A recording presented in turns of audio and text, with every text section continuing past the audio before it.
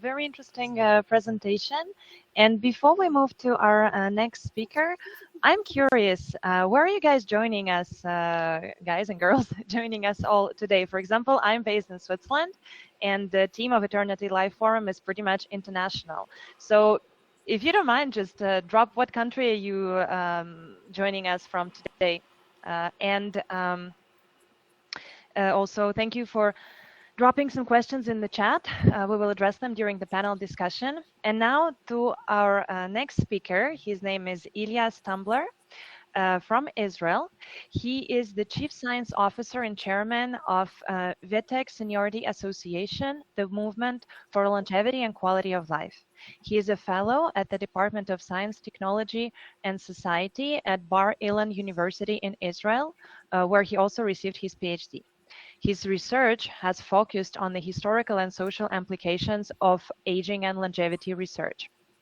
He has also been involved in mathematical modeling of aging and age-related diseases. The topic of his presentation is promising research directions in the longevity area, as well as social and policy implications, recognizing and treating degenerative aging as a medical condition to achieve healthy life extension. Where do we stand? And where may we go? Thank you, Ilya, for joining us today. The floor is yours. Thank you. Do you hear me? Do you see my presentation? Hello? All good. Okay, great. If there are any problems, please shout, because I have no idea what's going on in the room. First of all, thank you very much for inviting me. Thank you very much for organizing this forum. It should be understood, perhaps not everybody realizes that this forum is organized from Kiev, Ukraine, with an international team, also with international participation, but the core organization comes from Kiev, Ukraine. At this time, to organize a conference like this, full of hope, full of aspiration for the future, is not something to be taken for granted. It's to be admired and supported.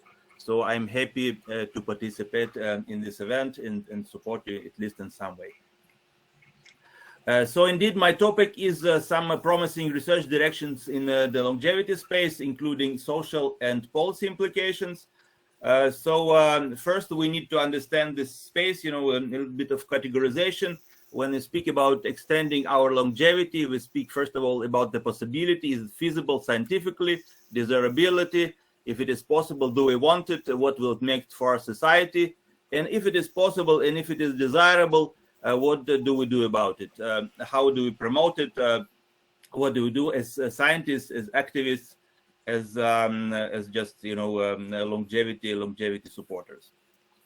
And if we speak about hope, first of all we need to realize our sources of hope. This conference is titled Eternity and the Pursuit of Immortality. Actually, we need to realize that a medical researcher can destroy one's career if he speaks about his pursuit of immortality.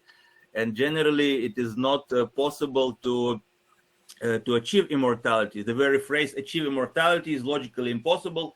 It is impossible to say I have achieved immortality, as it is impossible to say I've lived an infinite amount of time.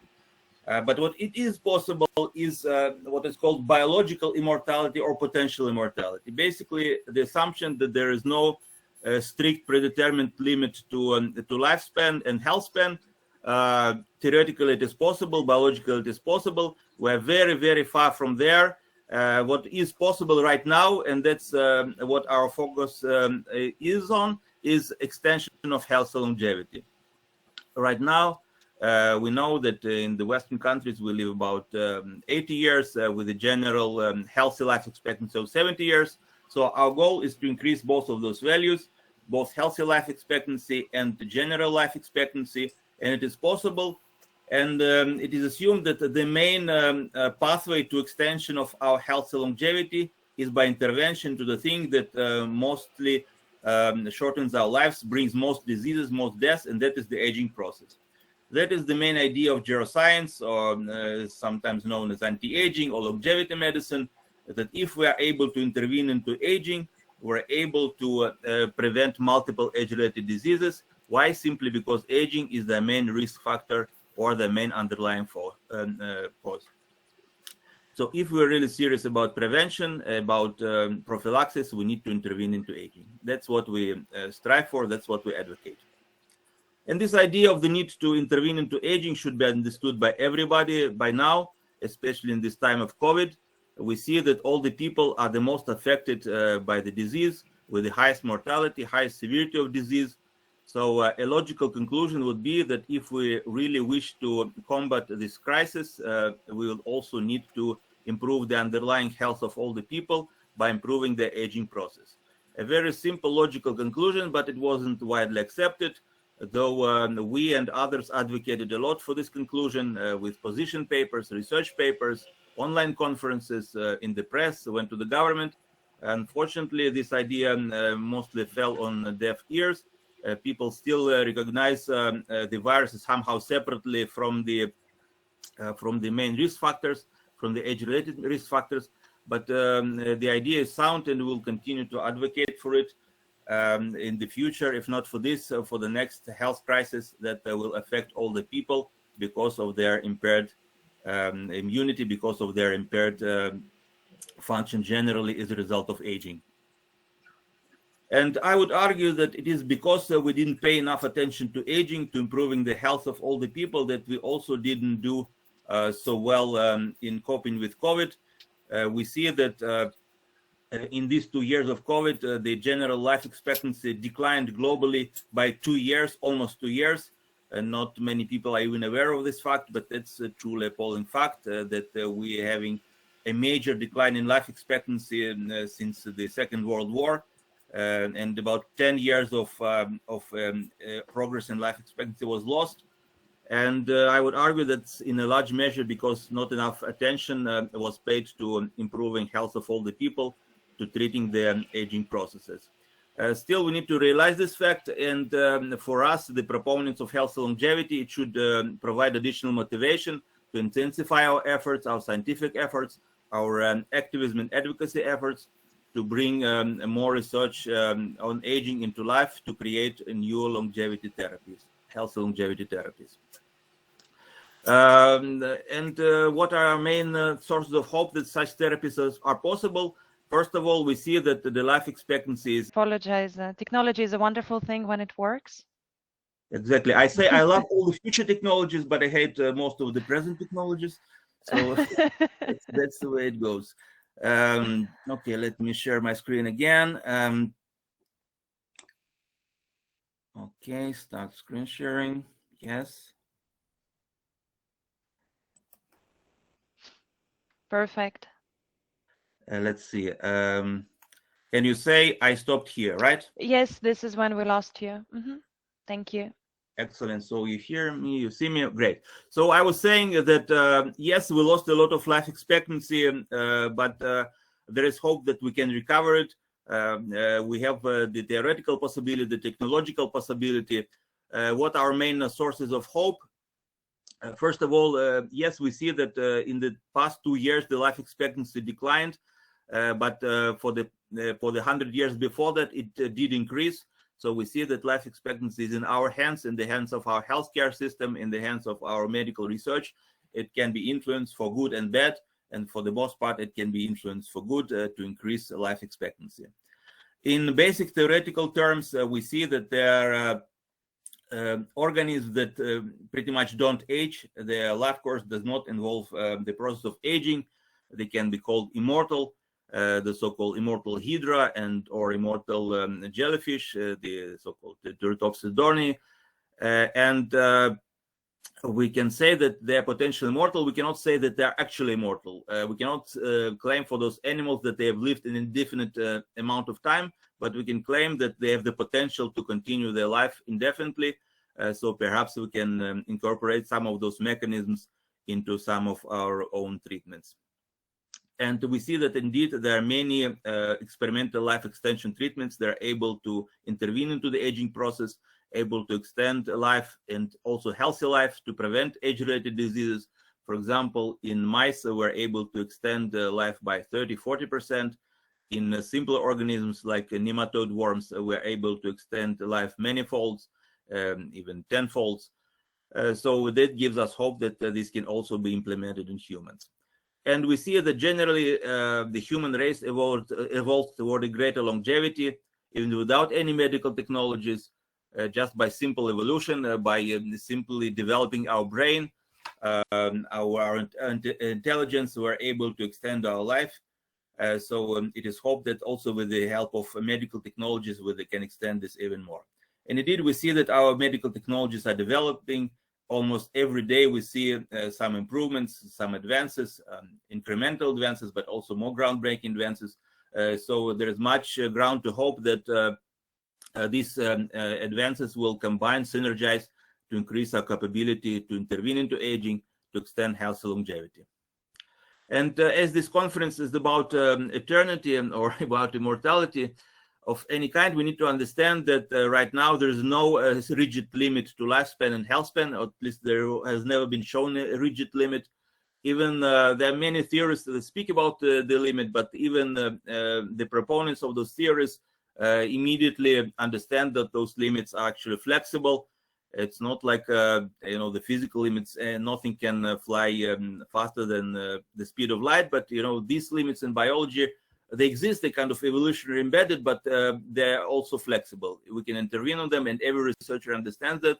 I would recommend my chapter on health and immortality that reviews the theories of the limit to lifespan and shows that all those limits are pretty much flexible and can be in principle overcome. So yes, there is much ground to hope for future extension of health and life. And another source of hope is that actually this pursuit of health and longevity is very young.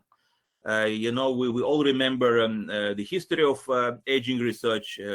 Actually wrote a book about the history of life extensionism. It's called In the 20th Century, but actually it surveys the entire history. And we see that the people pursued life extension and radical life extension for thousands of years. But the scientific pursuit of it started, I would argue, about 120, 150 years ago with the rejuvenation experiments of Charles Brown-Séquard and with the aging theory of the Ukrainian-born Eli Mechnikov, who proposed not just the first truly scientific theory of aging, but also a scientific means of intervention. So in 120 years, we achieved a huge progress. Just one example, if before Mechnikov, we didn't know that cells played any role in aging or immunity, now we begin to program those cells for specific interventions. So there is a huge progress, and we can hope that in the future will be more progress, at least on a comparable scale. Indeed, there are many proofs of feasibility. The intervention into aging is possible, that the life extension, health extension is possible. These are some of the most popular classification systems of major aging processes, such as strategies for engineered negligible senescence, or hallmarks of aging, or pillars of aging of the NIH Neuroscience Interest Group. And we see that for each major aging process, there is a possibility of intervention. In animal models, they were shown to work, and there are already some emerging human trials. So it is our goal, not just as longevity scientists, but also as activists, advocates, to help move those therapies to the clinic, to human use as fast as possible, but also being cautious to ensure the highest efficacy and safety. In this process of translation to the clinic, we need to explore the so-called biomarkers of aging, metrics of aging. We simply cannot treat something that we don't know how to measure, that we don't know how to diagnose. So there is already good ground for such measurement in functional terms and biological structural terms. Right now, there is no agreed panel of biomarkers of aging that would actually reliably measure our health trajectory and also predict the efficacy of treatments, but we're working on this. And thousands of researchers are working in that direction. Hopefully, we'll reach some workable consensus. Still, the main idea remains that by intervention into aging, we will be able to prevent not just a particular disease or symptom, but multiple age-related diseases. The main idea of geroscience that by intervention in aging, we can prevent multimorbidity, extend health span, and that means that we need to recognize aging as a medical condition, also in regulation, also in reimbursement. And I'm happy to say that this idea is already entering the mainstream. As of this year, aging is included into the International Classification of Diseases, the ICD-11 system. not just as a disease per se. It's not called a disease, but it is called a cause of diseases in the etiology category, the so-called aging-related code, and it is also considered as a set of general symptoms, basically syndrome, the so-called aging-associated decline in intrinsic capacity code. So with both codes, you can already, or physicians and researchers can already tackle aging as such as a medical condition. Huge progress, and I'm happy to say that this was done in large measure thanks to advocacy, longevity advocacy by many organizations, especially the International Longevity Alliance and many others. So essentially, it is a huge advance for the longevity field, but now we have to build on that. The next step will be to develop agreeable evaluation criteria for aging, for the efficacy and safety of anti-aging interventions. We have advocated a lot for the need for such criteria, and they're beginning to emerge, but still there's a lot of work to be done yet on the actual evaluation of aging, not just to predict our health for the future as we age, but also to test the efficacy and safety of treatments. Very important. In our research, we also develop such metrics. I want to go into details, so as I don't have much time left and still a lot of ground to cover, we use some information theoretical measures for aging, but that's just a drop in the ocean. We need more such efforts that will synergize, that will communicate with each other, so together we can develop an agreeable metrics of aging and efficacy of anti-aging treatments. And another effective way towards such metrics, towards such evaluation criteria, is simply by doing anti-aging testing. You know, a lot of anti-aging testing is prescribed without a strong evidence-based base. So we need more testing specifically on aging that will be, evidence-based. It will go through all the appropriate control phases. For example, I am happy that to have been involved in a study that showed that mesenchymal stem cells can be efficacious against COVID, and how is this connected to aging? Simply because mesenchymal stem cells are a known candidate to alleviate immunosenescence, an anti-aging candidate. So the idea was that they can also prevent some severe outcomes. Indeed, they showed some improvement. And the same approach can be done with other anti-aging treatments like melatonin and metformin and rapamycin. Everything that can influence immunosenescence could have had a positive impact on aging, on COVID. Unfortunately, this idea wasn't widely accepted. The world went to some other directions, but we'll continue to advocate for it, if not for COVID, for any other severe chronic and infectious disease that mostly affect older people. We need to intervene into aging. And now we go to the social implications, which are also in the title of my talk. We simply cannot speak about life extension or indefinite life extension without considering the ethical implications.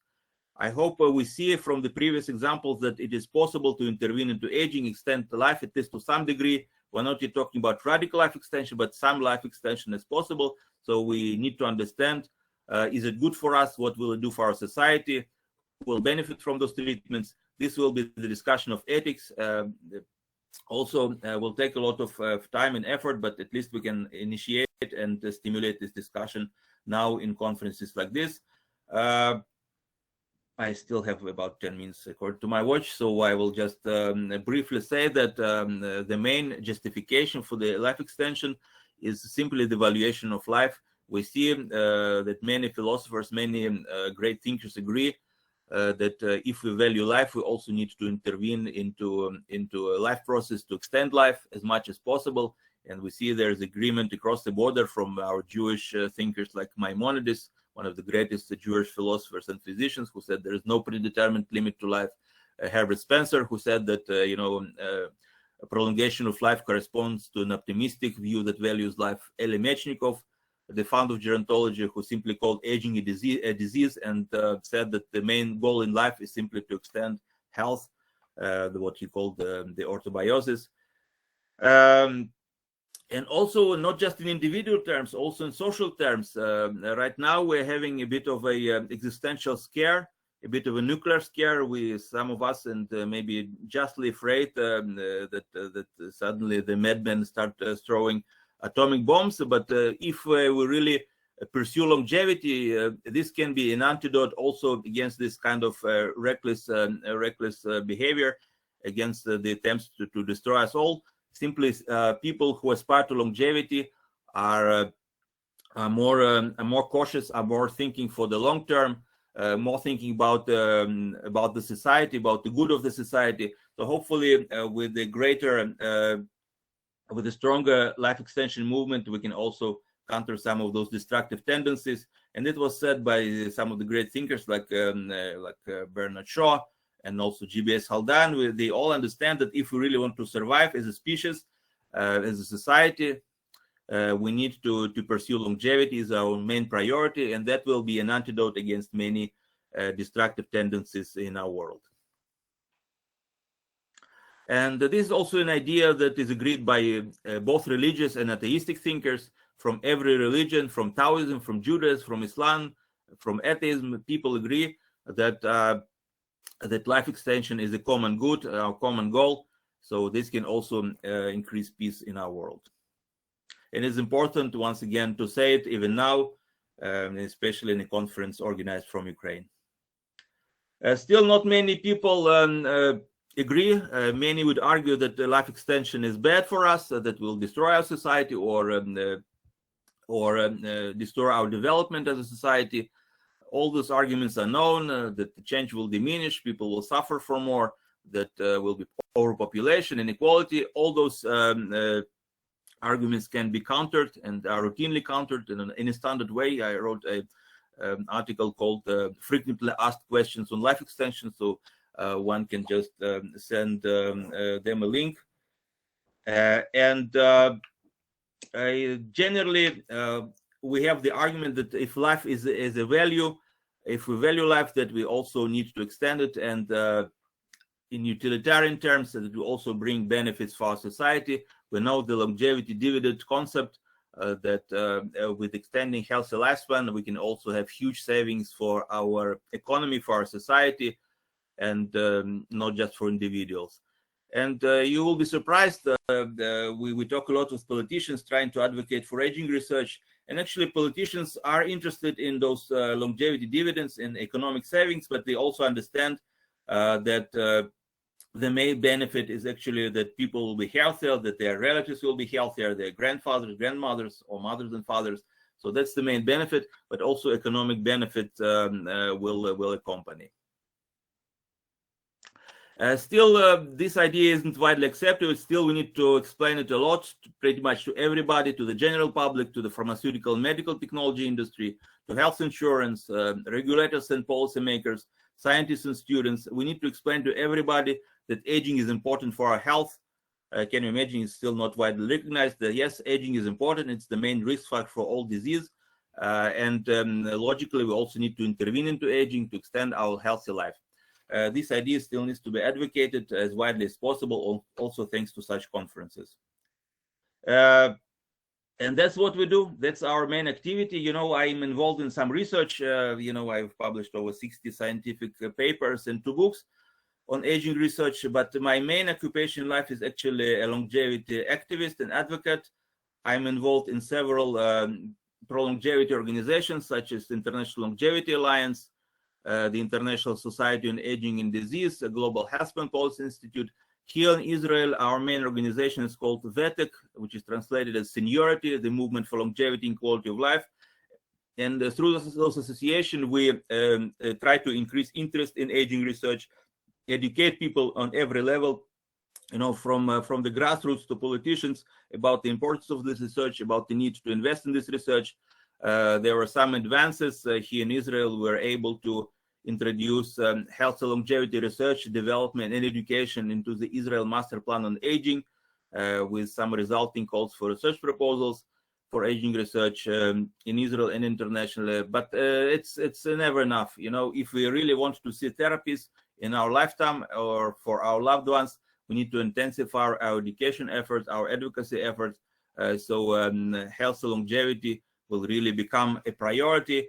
And also thanks to conferences like this, I hope you know, some additional contributions will be made to this pursuit. And once again I thank you for the opportunity given to me. If there are questions, I still have 3 minutes before 11, so if questions or later, anytime.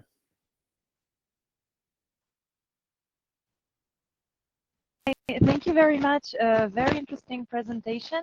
We do have a few minutes for questions. I have a lot of questions actually. So maybe, let's start from the basics. Yeah. If we manage to increase health span, right? It means we manage to increase our active years. And whereas, of course, there will be benefits on health spending budgets, how do we adjust life insurance, retirement age? Yeah, because if you're at 65, you're full of energy, you don't have any diseases, any comorbidities. I mean, you should still be active and still kind of contributing to society. So I would love to hear your thoughts on that. Yes, that's a great question for another half an hour if I have. Yeah, but basically, insurance is a huge issue. Right now, there's a bit of a schizophrenia in insurance. On the one hand, we have life insurance and health insurance that are interested that we live longer and healthier. We pay more premiums, but they return us less. So they should be the main benefactors. They should actually invest in the longevity therapies, to have more of them. Unfortunately, they don't, and perhaps because of the other branch of their personality, which is a pension system. In pension system, they want us to die as soon as possible, and and save money for everybody. So basically, and they still talk about the risk of life extension, the danger of life extension. It's something that's not easily computed. Something the risk of us living longer and healthier. Yeah, so we need, I don't know, somehow to pass some psychotherapy, to explain to them that's about, the stop the schizophrenia. It's about our health and our life, and it eventually benefit for society. But it also shouldn't be too scared of them. A lot of people say, okay, that's not good for insurance companies. Let's stop our life extension research. I say, screw them. Sorry. That's our interest in life, so we should advance it with any source of funding that we can have. So that's my main thought on this subject, because undoubtedly, except for insurance company, maybe some pension systems, everybody's interested. As individuals, as society, as a state, as a world, that's definitely should be a priority. Okay, good thoughts on the very provocative subject. Still have some time, so maybe another question. Yes, there's been very interesting research in all this senescence models. Yeah, the worms, yeah, the C. elegans, this very famous naked mole that you probably heard of. Yeah, this fantastic creature that is like immortal. Then there is, of course, rodents. Yeah, where maybe the translational potential is higher. But do we have some studies? Do we have some findings that were done in these animal models that actually can be successfully translated into humans? This is my question to you. Well, we can answer on many levels. First of all, most of this aging process are conserved. So why we are so interested in aging animal models? Because the processes are conserved. We have the same the basic biology, the same genes. So the belief is that if we first learn to intervene into aging in animals, so we will be able to also intervene in humans. But that's a huge leap of faith. So we'll never know until we actually start testing in humans. Of course, with the great evidence based, we don't want to start things that may be harmful. As I always use this example, in engineering, we don't put people on a plane and see if it flies or not. We know enough physics, enough engineering to actually put people on a plane and be sure that there's a good chance they'll get somewhere. But in biology, we still go by lucky guess. But still, if we have enough scientific basis, we can start at least some interventions in humans. And there is a huge roadblock here, a huge bottleneck. There are many very promising studies, with metformin, like the TAME study. It still didn't start on a large scale. There's a huge bureaucratic hurdles, financial hurdles.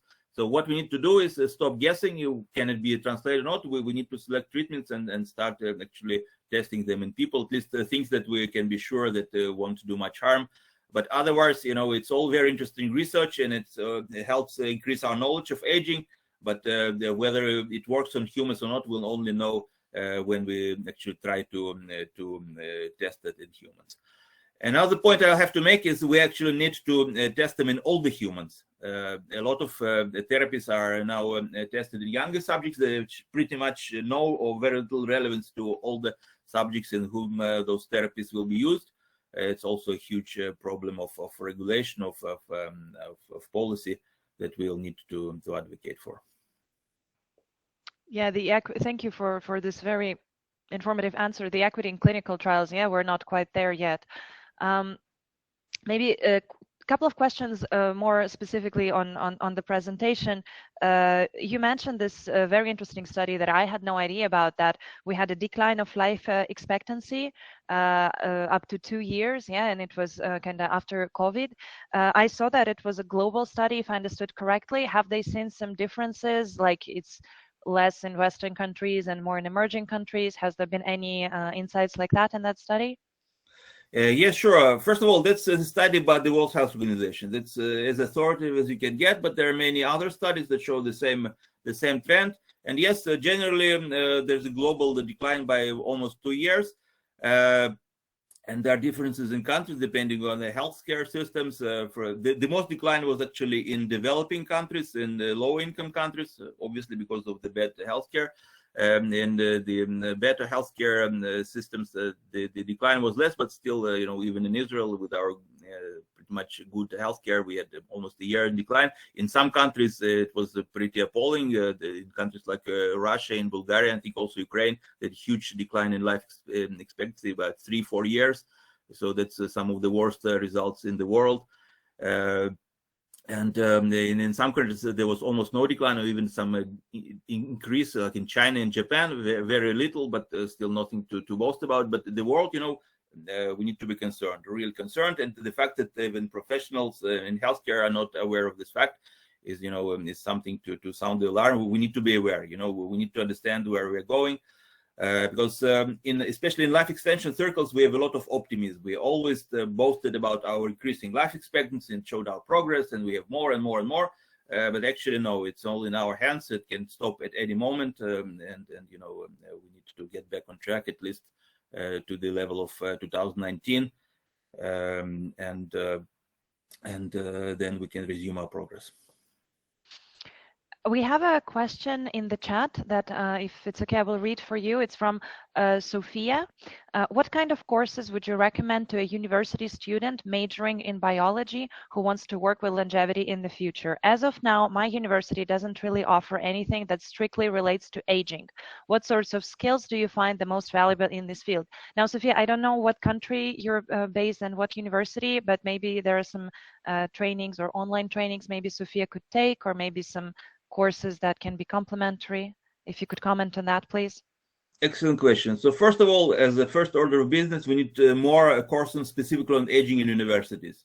So we need to advocate. We need to go to the university authorities and offer those courses. The huge problem. Such courses are almost never offered, at least on basic biology level, even in medical specialty. So we need to actually make an effort so they'll be there, and they should be. Anything in biology is connected. And that's also the second part of the question, because anything is connected with aging, you can apply pretty much every skill to aging and every technology. So pretty much doesn't matter what you study, but if you have aging in mind, if you have healthy longevity in mind, you'll find some way to connect it with aging. Obviously, biology is important, but also any adjacent field. Mathematics is important, computing is important. I'll give you my personal example, where we published over dozen high impact publications on the use of information theory in aging research with my colleague David Bloch. Nobody did it, so we thought, how can we apply this particular branch of science to aging? So now we were considered the top experts on information theory, at least in Israel, because of the study. So you can think what you can apply to aging, anything. It can be social studies, it can be anything. But if you have this general goal of extending health longevity, I'm sure you can apply. Thank you. Maybe the last question. You mentioned that one of the hallmarks, one of the biomarkers of aging is decrease in one or more cell population. I wonder if we already have the tools to measure that, or is it still in development? And if yes, how do we measure that? I'm just curious. Yes, they are the entire table that I produced. The main biomarkers of aging, not the main. Some of the main. They're all measurable.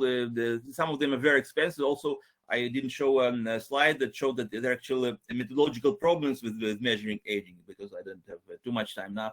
With the many methodological problems, some measurements are pretty much expensive. They are not affordable. So if they can be affordable to 10 people in some rich countries, it doesn't help us all.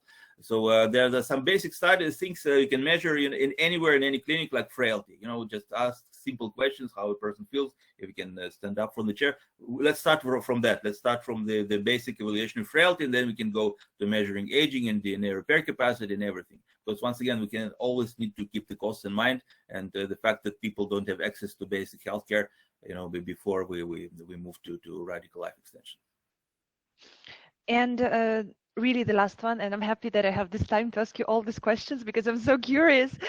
You mentioned the mesenchymal stem transplants, yeah, as a treatment for some severe kind of age-related conditions. I wonder, I understand that much more research has still to be done in this field, but I wonder what could be the cost of such therapy, and whether it can be justified. I mean, quite controversial subject, but to me, I actually don't know. I actually don't know if to do this, how much it costs, and how easily potentially it could be scaled up in the hospitals, or if there's a clear indication of efficacy, it can be scaled up. There's nothing to it. People already grow stem cells in vast quantities, so it can be produced commercially, on a production scale. It can be done, but right now the problem is that it's not, shown to be very effective.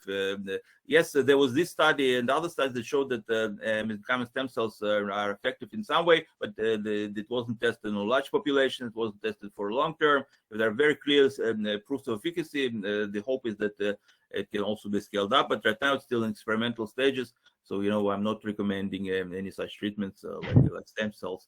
I recommend what everybody knows, and every grandmother, grandfather knows. Eat healthy moderately, and do some exercise, sleep well. That's what we have at the moment. But at the same time, we also need to advance science. To advocate for science, more funding for science, also so we can do those kind of large scale trials to establish efficacy. Great, thank you so much. I really enjoyed this. This was great, a fantastic presentation, a lot of insights. Also very grateful for this opportunity to ask you so many questions. Ilya, I hope to see you during the panel discussion, right? And then I can ask you even more questions, also regarding the research in the longevity field. We're going to move to our next speaker. But maybe just before we do that, a small reminder that you can also see our conference in a metaverse, where you can network and you can visit different rooms. And there are a lot of interesting opportunities to meet different companies, for example. And the link is in the chat. Now,